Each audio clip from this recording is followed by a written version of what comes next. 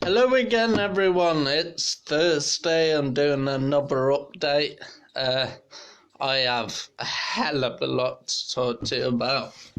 But yeah, just to keep everyone interested and not like I'm being boring, I have an unreal amount of things to talk about. My main topics are my treatments. MS treatments, then my treatments, and then last night I had a phone call from my consultant. They are considering putting me in for the most advanced level of treatment, which everybody speaks about. No, it's not smoking marijuana. That probably causes more issues than what it solves. So here we go. The MS treatments to begin with. I can't even pronounce half of these words. We have a corticosteroid, which is an oral and intravenous treatment for MS. After that, well, not after that, but I'm just listing out all of the different treatments that you could have. Some of you might have them, or some of you might know people who have had them. After that, there's a plasma exchange, which pretty much says what it is on the tin. Then there's a beta interferons, which is an injection. Then there's ocrelizumab.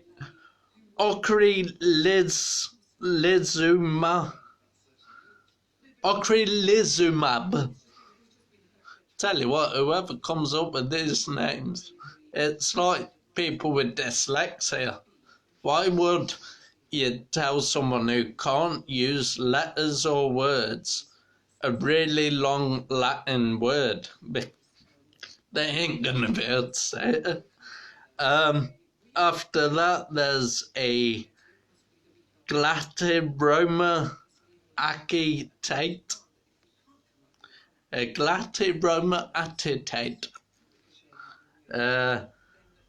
Which is made up of injections.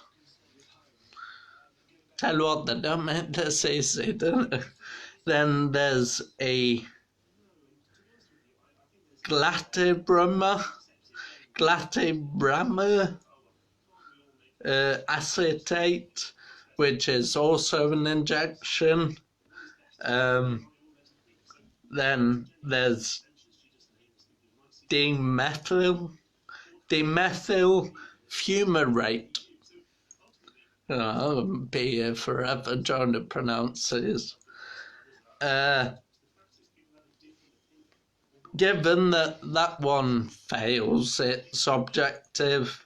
There is a fingolimide, which is Gilenya,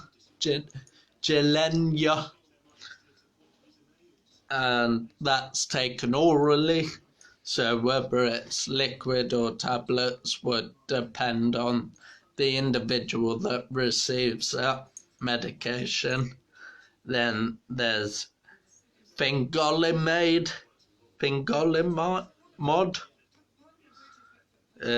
Gilenya, which is also oral, and then there's teriflunomide. Tell you what, this is so much more difficult than I thought it would be, and that is also oral. To begin with, for my MS, I was originally put on natalizumab, which is Tizabro, which I know is quite a common treatment, but that was my initial form. It didn't really do anything for me.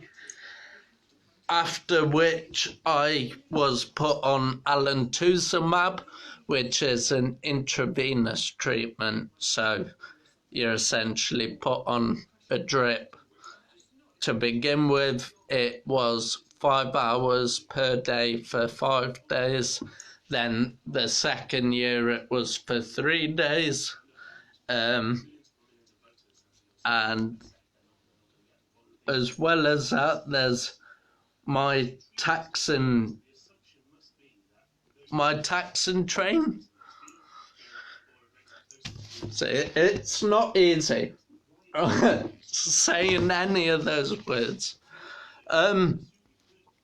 So that's the MS treatments that people could receive given the extent that their MS has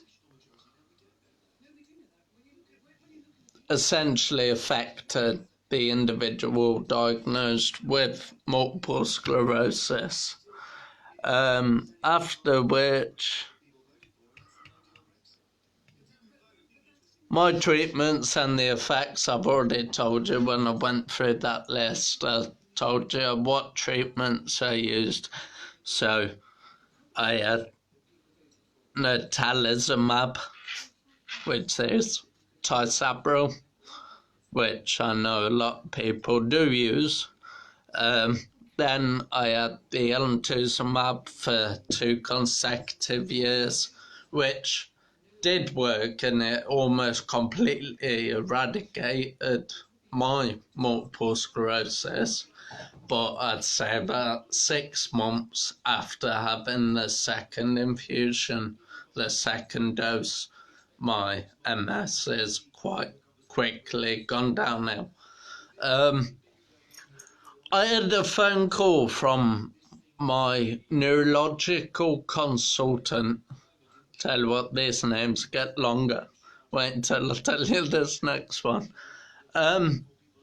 Essentially, he has offered that I go to London because that's the only way I can get done through the NHS, and it is pretty much chemotherapy and a bone marrow transplant. It's stem cell research, but it is a stem cell treatment. Fingers crossed has some sort of impact on my condition, and it pretty much eradicates my body of everything. So I might be bold afterwards, I might be really nauseous, feeling sick, and this treatment, oh bloody hell, it's probably the longest word in the Latin dictionary.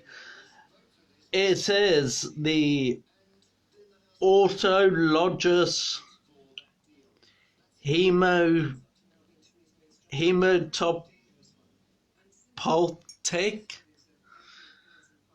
autologous hemotopic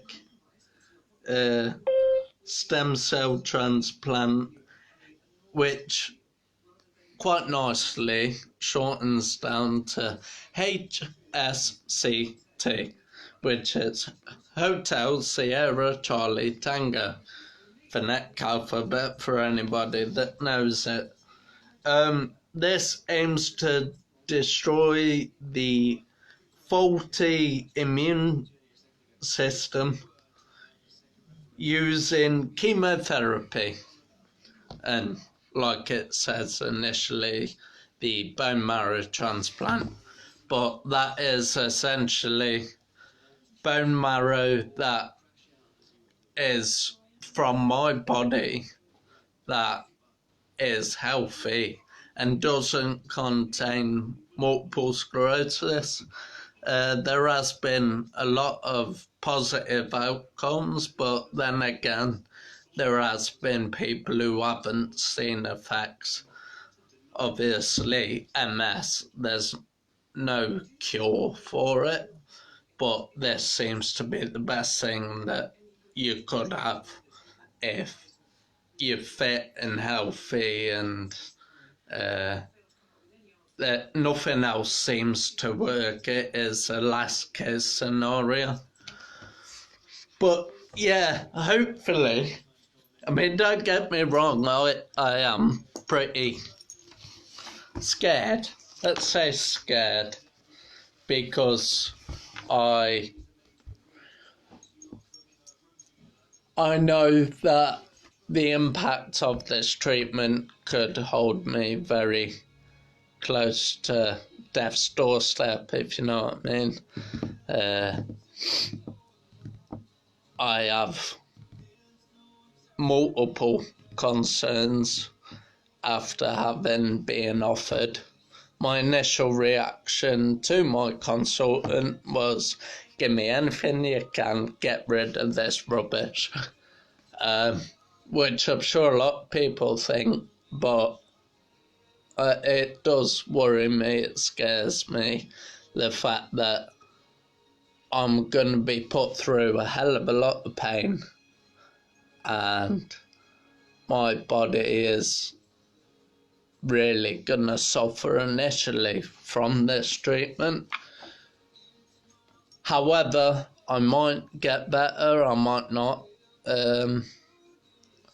I'm just going with the punches.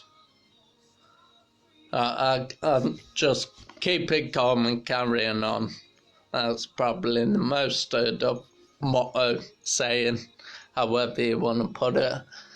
But yeah, that really long Latin word, HSCT, is a lot easier to say it like that. But this chemotherapy, fingers crossed,